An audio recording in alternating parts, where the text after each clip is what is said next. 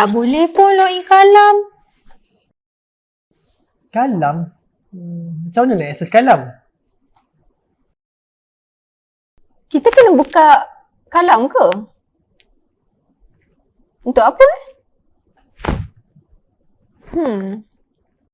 Korang ni ada je masalah kan? Banyak betul. Hei, cara nak login kalam. Tak ada internet lah tu. Hilang pula dia. Internet RM1 lah tu. Assalamualaikum dan salam sejahtera kepada para pelajar Degree Ambilan 2021-2022. Saya Rosyafika akan menjadi hos anda bersama Saya Yuzawani yang akan bersama dengan anda sepanjang sesi Taklimat E-Pembelajaran. Dan sebelum kita pergi lebih lanjut, apa kata kita perkenalkan dulu barisan staf PSPE dan juga inisiatif PSPE bersama AI. Silakan AI. Okay, terima kasih kepada rakan saya iaitu Yuzawani dan juga Rosyafika. Seterusnya sebelum saya memulakan penerangan berkenaan dengan pengurusan PSPE serta inisiatif-inisiatif yang dijalankan ataupun dikelolakan oleh pihak kami, ingin saya mengambil kesempatan ini untuk mengucapkan tahniah dan juga syabas kepada para pelajar kerana anda semua telah berjaya masuk ke UMP dan pada saya itu adalah satu pilihan yang tepat kerana anda telah memilih UMP. Seterusnya saya ingin memperkenalkan barisan pengurusan PSPE serta pentadbiran operasi. Seperti mana di paparan pelajar sekalian, di sebelah kanan saya adalah pengarah PSPE iaitu Profesor Madya TS Dr. Awanis binti Romli dan pada paparan sebelah kiri saya, timbalan pengarah iaitu Dr. Rosyaliza binti Ramli dan Ketua Teknikal Dr. Al-Fahim bin Mubarak Ali. Dan untuk makluman para pelajar, Dr. Rosyaliza serta Dr. Al-Fahim baru sahaja dilantik sebagai timbalan pengarah serta Ketua Teknikal di PSPE berkuat kuasa pada 1 Oktober 2021. Dan bagi melancarkan urusan pentadbiran serta operasi di PSPE ini, kami dipersiapkan kepada dua unit iaitu unit teknikal dan juga unit pentadbiran operasi.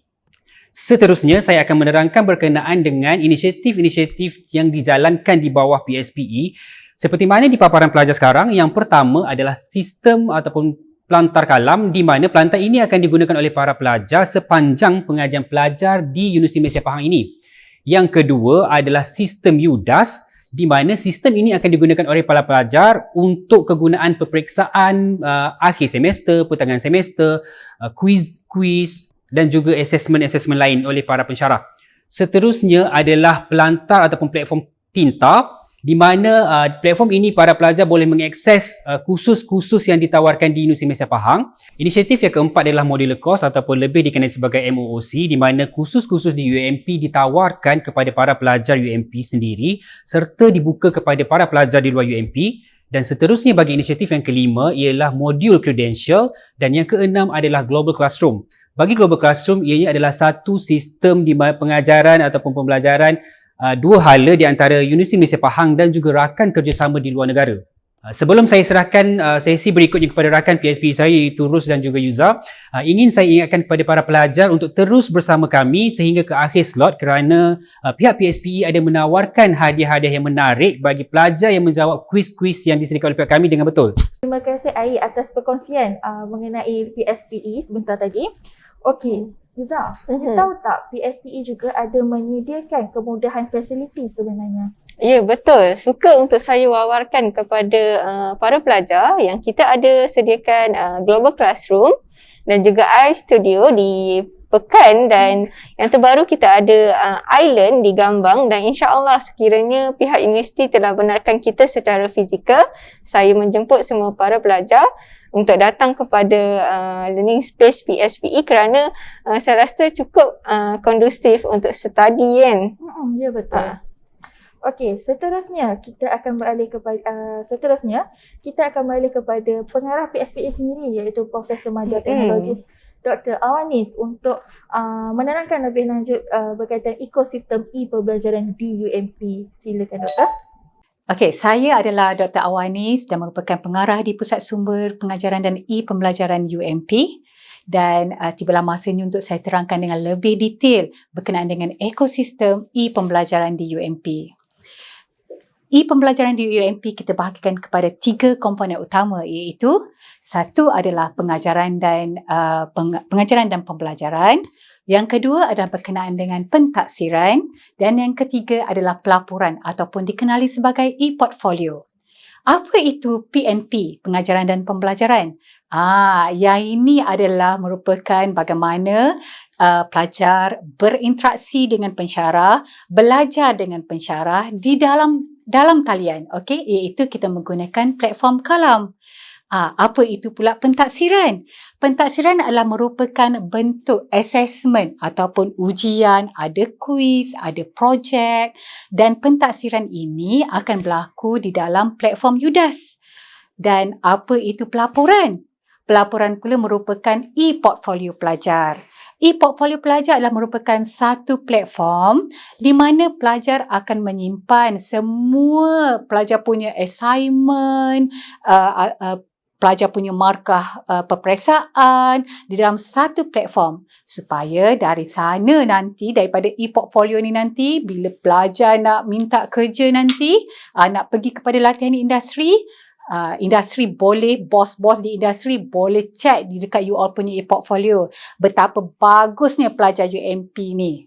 So inilah adalah ekosistem e-pembelajaran di UMP, di mana again saya repeat ada 3 benda penting berkenaan dengan PNP, pengajaran dan pembelajaran, yang kedua berkenaan dengan pentaksiran dan yang ketiga adalah pelaporan ataupun e-portfolio pelajar. Seterusnya, kita nak tahu macam mana nak belajar, nak prepare ourselves ni for online learning. Sebab sebelum ni pelajar biasa berada di sekolah dan belajar secara fizikal bersama dengan guru-guru kan. Melainkan pandemik yang SPM batch last year, you all dah start belajar PDPR. So sekarang ni yang PDPR tu kita nak bawa balik ke dalam alam universiti di mana pelajar kena prepare yourself untuk online learning in new norm. Okay. So untuk persediaan yang pertama, biasanya pensyarah ni dia aktif bersama pelajar dalam grup WhatsApp. So grup WhatsApp ataupun di dalam Kalam ataupun di dalam Telegram, pelajar kena alert. Okay, janganlah you alert dengan message daripada you punya kawan-kawan, boyfriend, girlfriend saja. No. You all kena juga alert bersama dengan pensyarah kita ni. Jadi apa sahaja tarikh penting seperti kuis bila nak buat, assignment kena hantar bila, you all kena alert. Okay? Yang kedua, pelajar kena pastikan environment you all kat rumah tu kenalah kondusif. Kena ada, kalau boleh, kena ada meja study, pencahayaan yang cukup. Janganlah duduk dalam bilik yang gelap. Bila duduk dalam bilik yang gelap, you all biasanya akan check in je kelas and then sambung tidur. Tak naklah macam tu. Okay, yang penting kena ada conducive environment. Okay. Yang ketiga pula, disebabkan pembelajaran dan pengajaran kita ni berada dalam satu platform, iaitu platform Kalam. Okey, sekejap lagi saya akan terangkan detail apa itu Kalam, okey? So, di dalam Kalam ni berlakunya PNP, pengajaran dan pembelajaran. So, pelajar kena pastikan connection kepada platform Kalam ni stable, okey? Boleh connect. Kalau tak boleh connect kepada platform Kalam, kena inform dekat pensyarah ataupun boleh login kepada e-com untuk buat report, komplain yang bahawa saya ni ada masalah dengan Kalam. So, apa yang perlu saya lakukan? Nanti akan ada bantuan Zoom terus datang untuk bantu pelajar. Okey? Dan yang keempat, ialah kita nak pelajar, engage yourself with your lecturer. Okay. During online class, janganlah diam je. Bila pensyarah tanya, ada apa-apa persoalan ke? Kat mana tak faham? Be honest to yourself. Tak faham? Tanya. Boleh tanya juga dalam chat room. Okay. So, kita pun kena proper lah. Our dress ni kena properly entire tu cantik. Janganlah sebabkan kelas online pakai baju tidur, bangun tidur tak basuh muka apa, terus dia masuk online class. Tak best lah macam tu. Rasa tak semangat kan? Jadi, you need to prepare yourself, bangun solat subuh pagi-pagi, mandi terus, and then semangat untuk attend kelas yang start pada pukul, biasanya ada kelas pukul 8 pagi dah start tau. So, be alert, be awal, be punctual untuk ready pada kelas. Dan yang kelima, last but not least, okay, saya nak pelajar-pelajar waktu dalam kelas nanti online kelas, alert dengan masa bila kena submit, alert kena take note, okay, submission date bila, quiz bila, supaya kita well prepared ourselves. So pelajar, time management very important. Okay, seterusnya saya nak terangkan kepada para pelajar bahawa PDP ni ada dua bentuk. Satu dalam bentuk asynchronous ataupun kita kata tidak segera, dan synchronous iaitu segera. Apa beza kedua-dua ni ya? Kalau asynchronous ni dia bermaksud tidak segera, pensyarah menguploadkan atau muat naikkan pembelajaran bahan material tu ke dalam kalam dan pelajar download dan boleh tengok pada bila-bila masa sahaja. Okey, untuk belajar sendiri. Itu dinamakan tidak segera. However, untuk synchronous iaitu segera, belajar bersama dengan pensyarah secara real time. Okey, let's say kelas pukul 8 hingga 10 pagi, lecturer nak buat kelas secara online. Pukul 8 sharp punctual, kelas akan bermula. Jadi pelajar kena hadir di dalam kelas secara online dan berlakunya proses pengajaran dan pembelajaran selama 2 jam di dalam talian, iaitu sama ada menggunakan Zoom, menggunakan Google Meet ataupun boleh juga menggunakan Webex. Apa saja medium untuk teleconferencing. Okay? So, itu dalam bentuk pengajaran dan pembelajaran. Bagaimana pula berkaitan dengan learning activities? Okay, kalau learning activities pula dalam bentuk asynchronous, mungkin pensyarah akan letak dalam WhatsApp ataupun dalam kalam nanti. Pelajar kena tengok video YouTube yang berdurasi 5 minit je kita katakan. Lepas tu ada perbincangan melalui forum. Kat sini pelajar boleh akses pada bila-bila masa, tidak pada waktu real time, waktu kelas berjalan 8 hingga 10 pagi tu. Pelajar boleh buat pada waktu malam ke. Janji pelajar engage dengan pensyarah secara dalam talian. Okey, itu asynchronous. Dan kalau untuk synchronous, segera, pada waktu kelas 8 hingga 10 tu, 10 minit terakhir, pensyarah nak buat aktiviti. Dia nak kita tengok video bersama-sama. Lepas tu ada perbincangan pada masa 10 minit terakhir kelas sebelum berakhir. So, itu dinamakan synchronous. Okey. Dan bagaimana pula untuk assessment ataupun pentaksiran? Assessment ni seperti quiz ke, final exam ke, assignment ke. So, kalau bentuk synchronous ataupun, kalau dalam bentuk asynchronous, saya terangkan asynchronous dulu tidak segera, bermaksud quiz tu bukan pada waktu kelas, bukan pada waktu 8 hingga 10 pagi, tetapi boleh dibuat pada waktu selain pada waktu kelas dan lecturer bagi duration yang panjang 1 hari untuk pelajar akses pada bila-bila masa dalam tempoh 1 hari tu. Dan duration dia katakan untuk test 1 jam. Tapi pelajar boleh akses pada bila masa dan tempoh 1 hari. Itu dinamakan tidak segera.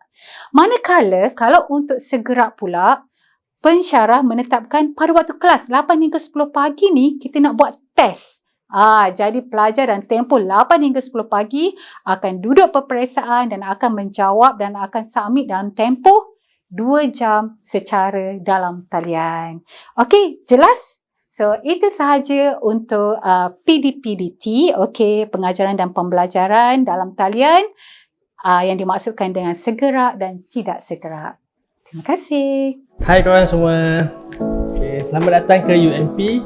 Dan pada hari ini, PSPE ada menyediakan pelbagai hadiah yang menarik. Jadi, korang kalau nak menang, kenalah scan QR code ni.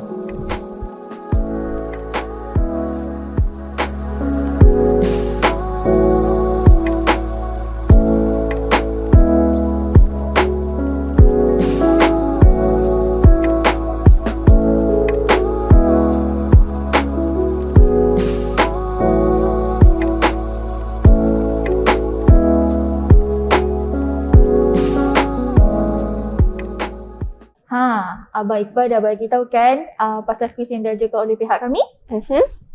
So, para pelajar jangan lupa untuk sertai kuis yang disediakan kerana kita ada menyediakan hadiah yang sangat menarik kepada top 3 lucky winner. Okey, jangan lupa. Okey Yuza, awak kan alumni UMP. So, I nak tanya dekat you, kaedah pembelajaran ni macam mana UMP gunakan untuk macam menghantar assignment, menjawab kuis, apa platform yang UMP gunakan sebenarnya? Okey, bagi para pelajar UMP, kita ada menyediakan platform Kalam. Di dalam Kalam ini, terdapat assessment yang diletakkan oleh lecturer. Antara assessment yang diletakkan oleh lecturer adalah quiz. Kita ada final exam dan juga assignment. Jadi dekat dalam platform ni, ada juga due date untuk submit.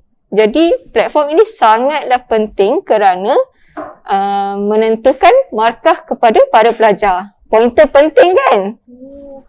Okey, saya dah faham. Maknanya Kalam ni penting jugalah kan. Tapi kan macam mana para pelajar nak akses Kalam tersebut?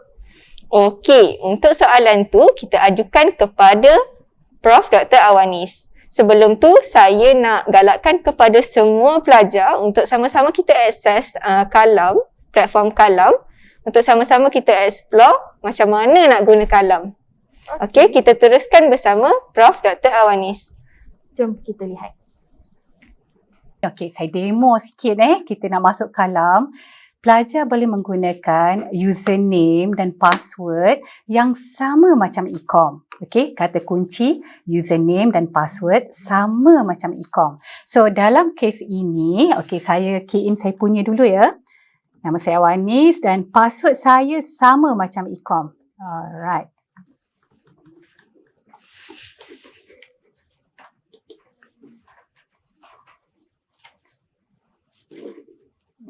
Okay, so kat sini pelajar boleh nampak kalau you all registered ada 5 kursus, akan keluar kat sini 5 kursus yang pelajar dah register untuk semester ni. Okay, saya nak tunjuk contohnya saya mengajar subjek database systems. So saya klik database system. Okay. Okay. So sekarang saya nak tunjuk kepada pelajar, katakan sekarang ni saya masuk page ni sebagai lecturer. Tapi saya nak tunjuk page di mana pelajar bila masuk kepada kursus database ni, apa paparan yang nampak pada pelajar. So saya switch role dulu kepada student. Alright. So now ini adalah page student. So saya assume saya sebagai pelajar. Dalam Kalam, dalam course page database ni, pelajar boleh nampak ada maklumat pensyarah. Kalau dalam database ada 2 pensyarah kat sini. Ada Dr. Azida dan saya sebagai pensyarah dalam database system. Dalam course page ni juga, pelajar akan nampak ada course sinopsis, ada course objektif, course assessment dan lecturer contact. Bahagian course assessment ni penting. Kenapa? Sebab pelajar boleh nampak pada minggu keberapa pelajar akan ada quiz. Pada minggu keberapa lecturer nak buat midterm test. Pada minggu keberapa pelajar nak kena submit projek ni. Dan ada hand-on test dan juga ada final exam. Maklumat ni very important sebab pelajar boleh plan masa. Boleh plan, okey pada minggu ni saya perlu siapkan projek saya sebab nak kena submit ni. Kalau lambat hantar nanti, potong pula markah. Kan sian macam tu kan. So you have a very good time management. Okay, dekat sini juga pelajar akan nampak apa tujuan kursus ni belajar. Apa pelajar dapat daripada kursus tersebut. Dan apa course learning outcomes atau we can say that course objective pelajar akan dapat daripada kursus ini. Dan pensyarah juga akan letakkan ada reference list. Reference list ni ialah berfungsi di mana menjadi bahan buku rujukan yang utama. Pelajar boleh download dekat sini. Okey, kalau kita klik kat sini, ada e-book. So tak perlu dah nak beli buku-buku teks ni. So semua dah ada dalam Kalam. Okey. So ini adalah contohnya. So next, untuk pada minggu pertama, okey, kalau pelajar nampak kat tepi ni juga, ada week 1, week 2, week 3. Ia akan followed by yang appear dekat course page kat sini. So week 1 berkenaan dengan introduction to database. Okey, dalam introduction to database, lesson outcomes biasanya pensyarah akan letakkan pada minggu pertama untuk introduction to database. Apa yang pelajar boleh capai ialah pelajar able to define the key terms, data and information. Okay, so ini adalah contoh. Okay, so pelajar boleh nampak juga adanya chapter 1 introduction to database. Ini kalau pelajar klik adalah pelajar boleh akses ataupun boleh download nota tersebut. Okay, apa pula link video ni? Kalau pelajar klik pada link video, ini adalah pensyarah share dengan pelajar. Selain daripada lecture yang pensyarah bagi, pelajar boleh juga tengok video yang berkaitan dengan topik introduction to database. So boleh klik kat sini je terus dan akan appear video ataupun apa saja maklumat yang lain lah. Ni daripada YouTube, video daripada YouTube. Dan kat sini juga kalau video chapter 1 ni pula adalah pensyarah telah yang buat rakaman terlebih dahulu bersama pelajar dan ini tengok ada muka saya kat sini sebab saya dah mengajar dan saya upload material ni ke dalam kalam supaya pelajar boleh buat revision lagi sekali. Menarik kan kalam ni? Okay, so kita dah selesai untuk week 1. Kalau kita tengok pada week 2 pula, apa yang pelajar akan buat? Kalau kita tengok pada course assessment ni, pelajar nampak pada week 2, pelajar akan ada quiz tau, quiz 1. So kat sini dalam kalam ni dah nampak dah. Week 2, okay, database environment, apa yang pelajar ada ialah, okay, again ada lesson outcomes, akan apa yang pelajar able to describe berkenaan dengan topik database environment ni. Dan kalau tengok kat sini ialah adanya quiz 1. Quiz 1 ni wajib kena ambil tau. Kalau tak ambil, hilanglah markah 2%. Sayang tak? Sayang kan? So, ada quiz 1 wajib ambil. Dan kat sini juga ada group presentation ataupun kita kata ada aktiviti. Pensyarah nak buat aktiviti bersama pelajar. Pelajar kena buat presentation. So, kena ada submission. So kat sini ialah pelajar kena klik dan submit kalau ada group presentation. Biasanya pensyarah akan guide pelajar, akan kata, okay, minggu ni kita ada quiz, boleh akses dalam kalam. So pelajar akan cepat-cepat masuk sebab quiz ni dia akan ada masa tau, ada duration. Dia bukannya buka sepanjang minggu tu, tak. Biasanya katakan kuis tu dibuat hanya untuk 1 jam saja.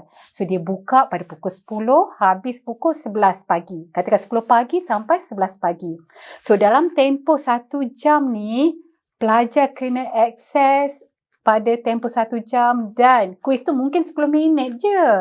Tapi pelajar kena akses lah pada waktu tu. Okay. So saya harap pelajar clear semua apa itu kalam dan apa tujuan kalam ni penting kepada kita sebagai pelajar disebabkan semua pembelajaran kita, bahan kita, material kita yang pensyarah bekalkan ada di dalam kalam. Okey, saya harap semua faham dan jelas. Terima kasih. Alah, hari ni due date untuk submit assignment. Macam mana ni? Kita kan boleh hantar assignment melalui apps. Apps? Apps apa? Apps kalam. Wow, menarik. Dah dengar kan penerangan daripada Prof. Dr. Awanis? Faham tak, Ros? Setakat ni saya faham lah sebab penerangan daripada video Dr. Awanis tu sangat jelas. Memang mudah difahami sebenarnya.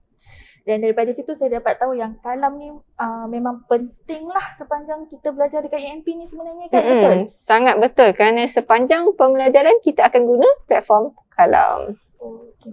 Liza, seperti yang kita dah tahu sekarang ni, kita dah hidup dalam pandemik COVID-19 ni selama 2 tahun dan banyak benda dah berubah kan. Kalau dulu kita belajar di kelas tapi sekarang kita semua dah belajar secara online. So, awak rasa kalau exam macam mana sebenarnya? Ya, betul Ros. Kalau dulu kita buat comparison lah sikit kan. Kalau dulu kita final exam kita buat di Dewan Besar Universiti, itu kompleks sukan. Dan sekarang kita telah berubah kepada platform UDAS, di mana final exam akan diletakkan di platform ini. So, macam mana sebenarnya student nak masuk ke platform UDAS tu?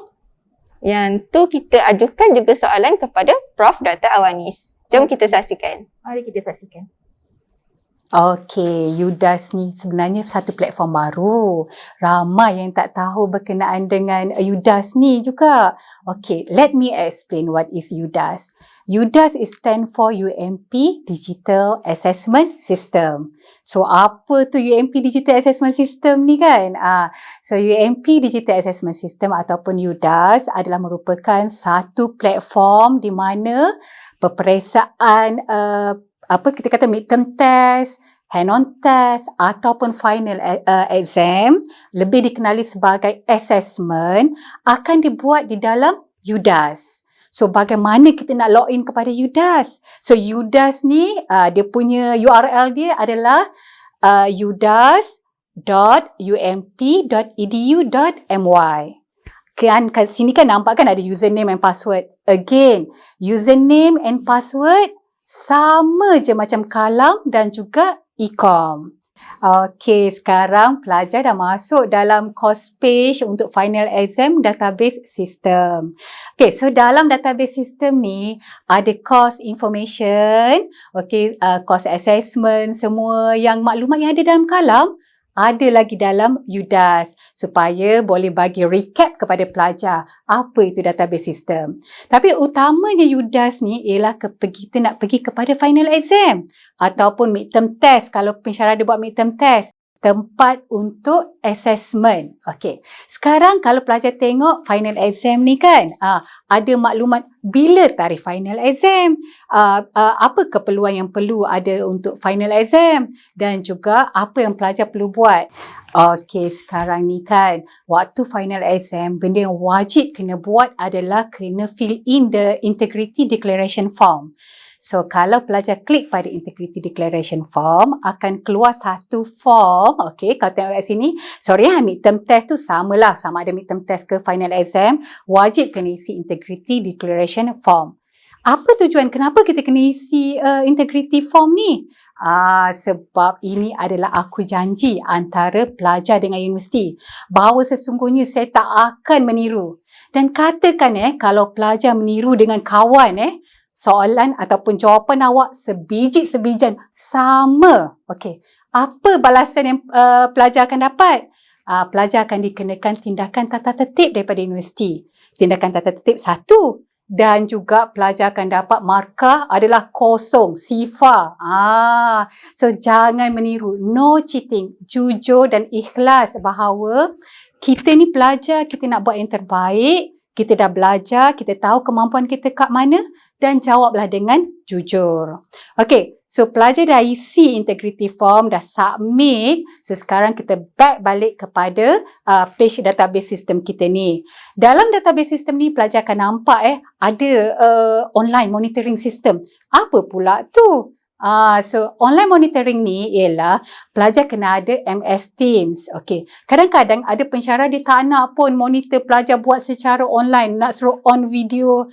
Ada pelajar dia prefer pelajar just download dan submit jawapan. Tapi ada pensyarah dia nak pelajar ni nak monitor. Pelajar kena on video, nak tengok pelajar betul tak jawab. Ada tak orang kat belakang tu? Tolong bagi jawapan. So, itu fungsinya online monitoring system ni. Dia menggunakan MS Teams. So, pelajar akan download MS Teams dan jangan risau. MS Teams ni UMP dah sediakan free account untuk semua pelajar. So automatically bila dah registered as a UMP student, you all dapat account MS Teams ataupun Microsoft punya user account. Alright. Okay. So sekarang ni kan kita tengok ada download final exam question dan ada submission. So download ni ialah untuk pelajar nak download soalan. Okay. Dan submission bila pelajar dah download, pelajar dah jawab, pelajar boleh submit jawapan dan by tekan kepada button submission, maka pelajar telah pun menjawab dan submit secara dalam talian. Okey, senang je kan proses bagaimana kita masuk kepada UDAS, bagaimana menduduki peperiksaan, bagaimana nak jawab soalan, dan yang penting lagi sekali, jangan meniru. Okey, so itu sahaja dari saya untuk UDAS UMP Digital Assessment System.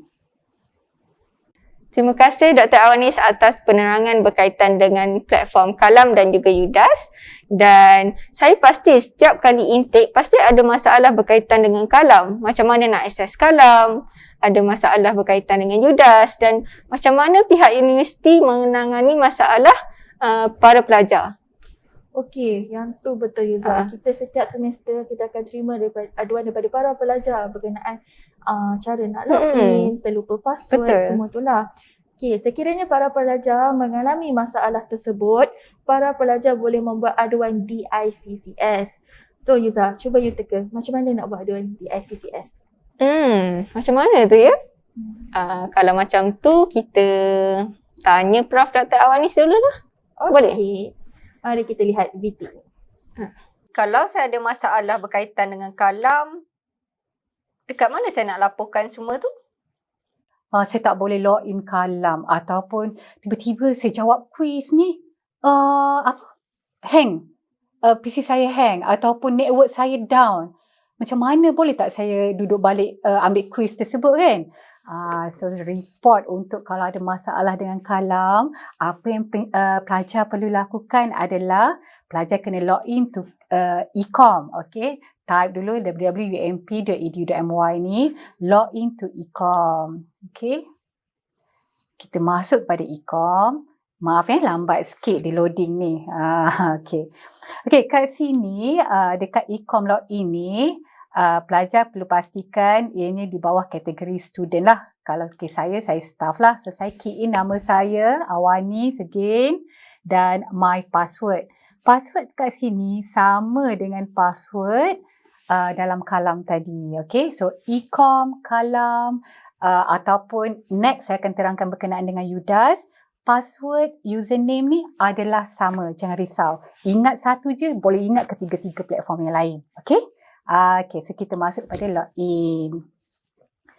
So, bila kita login kepada Ecom ni, ada masalah tadi kan? Kita kata ada masalah tadi. So, apa yang perlu dilakukan ialah pelajar kena cari bahagian ICT Services. Okay, ICT Services and then masuk kepada ICT Customer Care Line System ataupun ICCS. Alright. So, pelajar klik kepada ICCS and then pergi kepada Add Complaint. Okay. Dekat Add Complaint ni, kat sinilah pelajar kena pilih type apa masalah tersebut. Okay, biasanya problem kan? Sebab ada masalah tadi, tak boleh access to Kalam ataupun tak boleh nak submit quiz. Tiba-tiba je kenapa Okay, so masukkan problem complaint kat sini. Type contact number berapa, email apa, department apa. Okay, department ni Pusat Teknologi Maklumat lah. Dan tulislah komplain dia. Jangan lupa choose komplain ni bahagian apa. Biasanya bahagian sistem maklumat lah, information system. Dan kalau terlibat dengan masalah dengan Kalam, kita cari Kalam kat sini. Ada tak? Ada sistem Kalam kat sini. So klik Kalam. Dan tulislah apa masalah pelajar hadapi. Senang kan? Semua ni UMP dah sediakan. Cantik dah platform. Kalau ada masalah dengan Kalam, ada masalah dengan UDAS atau masalah dengan Ecom, masuk je kepada ICT Services ni. ICT Services, klik kepada ICT Customer Care Line System dan kita boleh buat komplain dekat sini. Dan insya-Allah problem ni akan diselesaikan dalam tempoh 3 hingga 5 hari bekerja. Sabar ya. Okey. Hai semua. Korang masih mendengar tak? Korang kena tahu, korang kena stay sampai penghujung slot ni sebab banyak hadiah pihak PSPE nak bagi. Tapi jangan lupa scan QR code dan jawab soalan dengan betul. Bye.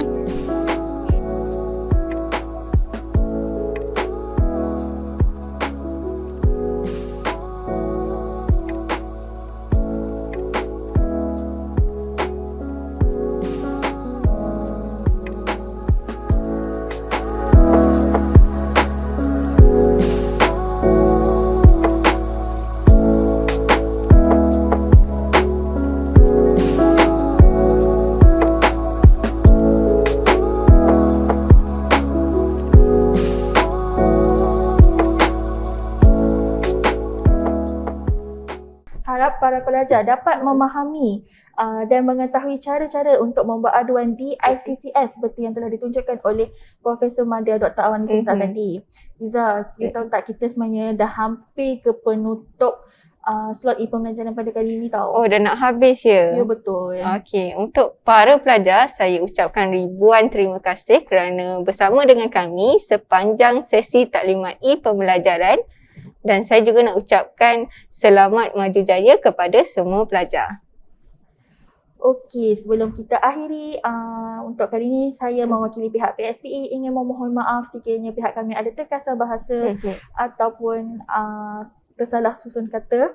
Pihak kami ingin memohon maaf sekali lagi. Pihak kami juga mengucapkan selamat maju jaya kepada para pelajar dan semoga mendapat anugerah dekan sentiasa di UMP. InsyaAllah. InsyaAllah. Okey, walaupun pelajar berada di kampus ataupun di mana-mana sahaja, silalah jaga SOP dan jagalah diri anda. Stay safe semua. Assalamualaikum. Bye. Bye.